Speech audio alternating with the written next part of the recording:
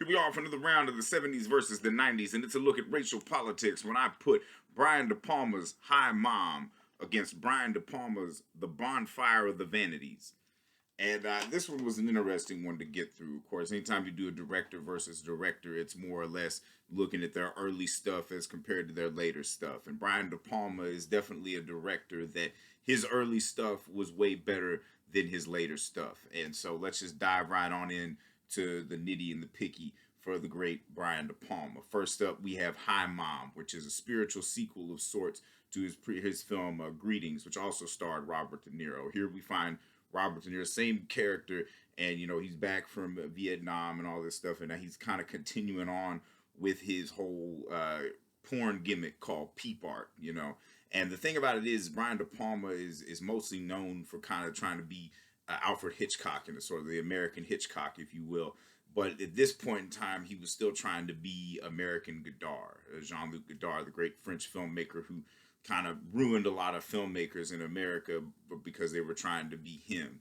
And in this one, he, much like he did with Greetings, he kind of nails the essence of Godard in a way, but there's still some echoes of Hitchcock here. That opening credit sequence where we see De Niro filming all the people in the building, it's very reminiscent of Rear Window, but also has an air of comedy to it that's reminiscent of Jerry Lewis's The Ladies' Man.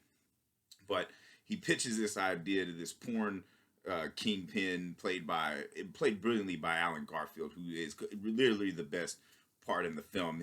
Their back and forth is absolutely hilarious, and he gets it going. He even sets up a date with Jennifer Salt, who lives across the way. She's one of the many people in the windows that he sees, and he tries to set it up for this perfect thing where he can film them fucking, and then but the camera fucks up and goes down, and it pans down to Garrett Graham painting himself black while he's completely nude, and it completely ruins the thing. The film itself is filled full of hilarious moments, especially that opening sequence where De Niro's purchasing the apartment, and it's Charles Durning who's like the super, and he's showing him all this real fucked up and everything.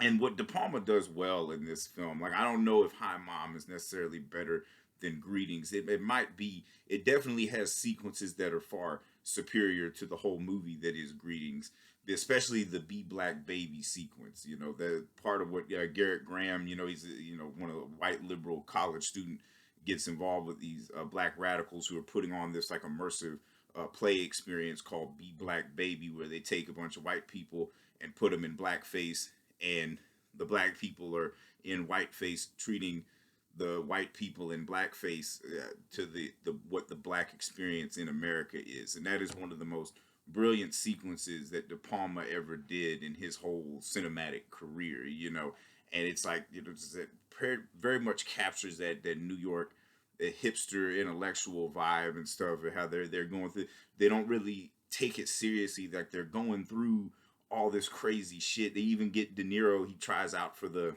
cop part, and he plays it fucking brilliantly. It was Garrett Graham says is one of the funniest lines. Well, if there's pig inside of you, we'll get it out of you.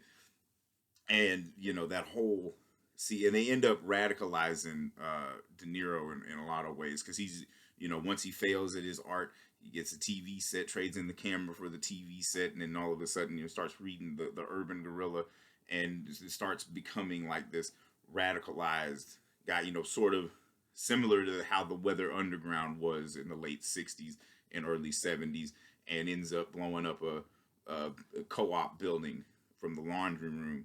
And, it ends, like, it ties it all together at the end, where it's just like the insanity of the times. This movie was made in 1969, and so it was like that transition from the 60s to the 70s, where you have a lot of people with an identity crisis. It even covers, too, the use of like home movie cameras and stuff. We see Laura Parker, who's like documenting her whole life, so to speak, and it's just like that obsession with documenting the most mundane things of life, very much predict the kind of shit that we're in now. People just filming every little thing they do, and thinking that it's going to be interesting to somebody, if not just interesting to themselves. So the beauty of this film, though, like I said, De Palma here is trying to be Jean-Luc Godard still. You know, he had yet to fully merge on into Hitchcockian territory with Sisters. That Sisters was still a few years down the line, but he was still very much radical, you know, New York hipster kind of guy, you know. And then we move forward to the Bonfire of the Vanities, which would be the first film that he does in the 90s. And it's just as over the top as Hi Mom, but it's a little more stylistic. I mean, because the dude had already been, you know, almost 20 years of trying to be Hitchcock at this point. His cinematic vocabulary was very fine tuned, you know. So there's going to be a lot of great shots, like that opening sequence when we see Bruce Willis, who plays the author, Peter Fallow, and that whole the tracking shots and stuff, you know, probably had. I mean, Vilmo Zsigmond did the cinematography on this film, so anything Vilmo Zsigmond does is gonna be fucking great, you know. And the film centers around this author. He's telling the story of the book that he just wrote, a big hit all over, and he's the hot thing, even though he's a drunken mess. And it follows what happens to this Wall Street big shot played by Tom Hanks. Sherman McCoy is his name in the film, and he's got a mistress played by Melanie Griffith, and they end up taking a wrong turn trying to get to Manhattan. They end up in the Bronx, and they end up hitting a young black man, and then they just drive off. Well, then that young black man ends up in a coma, and then they start coming after them, and, you know, of course, one of the prominent preachers get involved with it, you know, helping out the mother of the kid that got run over. And, you know, they're out for blood because the DA, it's an election year. He wants to be mayor. So it's like a feather in his cap to actually, like, you know, put a white guy in jail, as opposed to like the many black, brown, and any other colors other than white that get thrown in jail on a regular basis. And so then you got the Sal Rubinek, who plays the attorney brilliantly. Like, he's just, you know, trying so hard to make the case and stuff, to the point where, like, they're going to sacrifice integrity and stuff. You got Morgan Freeman playing the judge, and of course, anytime that you have Morgan Freeman in a movie, he's going to tell you how to feel, you know, at the end. And it especially does that ending when everything comes to light, when they find out it was actually Melanie Griffith driving the car, and, you know, she's perjuring herself, and the whole courtroom's erupted, and Morgan Freeman silences everybody and gives them a long speech about how people should feel and how they should act, you know. And the thing about it is, there's a lot of funny moments in this film. There's a lot, and they make a lot of valid points, but it doesn't pack that punch that Hi Mom does, as far as like making you feel a certain place in time. You know, it's good at like pointing out the absurdities of everything going on, but it doesn't really like have something to say, you know, unless Morgan Freeman's saying it, you know, driving the point home. So in case you didn't know how to feel by the end of this movie, Morgan Freeman makes it perfectly clear for you.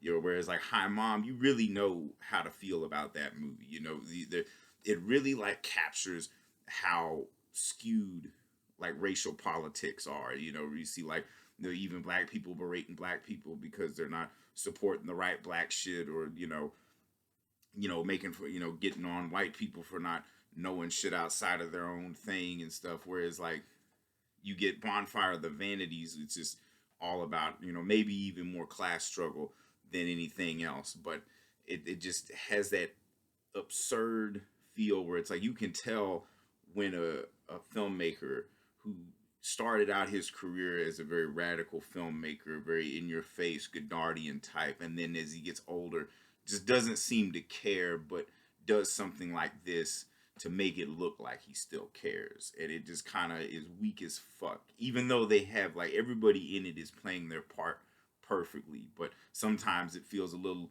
melodramatic for the sake of being melodramatic, and I don't really think anybody really learned anything in the end. You know, they call Sherman McCoy a hero and all this shit. Well, how was he a hero? You know, all he did was just clear his name, you know.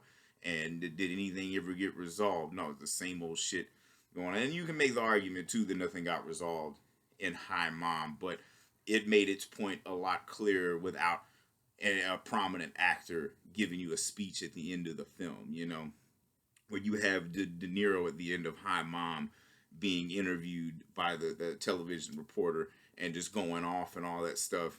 And that has more to say about what society was going through at that time than what Bonfire of the Vanities does. So this round, clearly has to go to Hi Mom, just because it's that argument Tarantino makes that the more films a director makes, the shittier they get. And Brian De Palma is definitely an example of that, because his early stuff, whether it was in the late '60s with his like attempt at being Jean-Luc Godard, or all through the '70s and '80s when he was trying to be Alfred Hitchcock, those had they were fresh and vibrant. But by the time he gets to Bonfire, the Vanities, it kind of just seems like an old man screaming mad about the way things have turned out and nothing's changed, and but still has no idea how to fix them and stuff. Whereas like Hi Mom, it ends on an explosive note, no pun intended. And like I said, that Be Black Baby sequence is one of the best things De Palma ever did in his life. You know, like that right there shows more about culture in America than anything else. And so for anybody keeping score, that's 72 to 57. The 70s are up by 15. Like I said, the 70s have been kicking mucho ass. Because that's the thing about the 70s. Like, they were a bit heavy handed at times. But at least you didn't get long ass speeches from somebody like Morgan Freeman telling you how to feel. You were forced to actually feel something by watching these movies. You weren't just sitting there waiting for somebody to tell you how to feel. So, if I've said anything wrong, anything you disagree with, feel free to eviscerate me in the comments. I mean, this is all one asshole's opinion. It's up for debate, open forum. This is just a large, self-indulgent journey to see which decade was better for movies, 70s or the 90s. Looking like I'm right, might be the 70s, but who knows? We got a long way to go before I can officially say I'm right, because the 90s, they do come back every once in a while, where the 70s are on a pretty lengthy streak. This is like a 4-movie streak for the 70s. You know, they're really kicking ass. So we'll see how that goes. So stay tuned for that.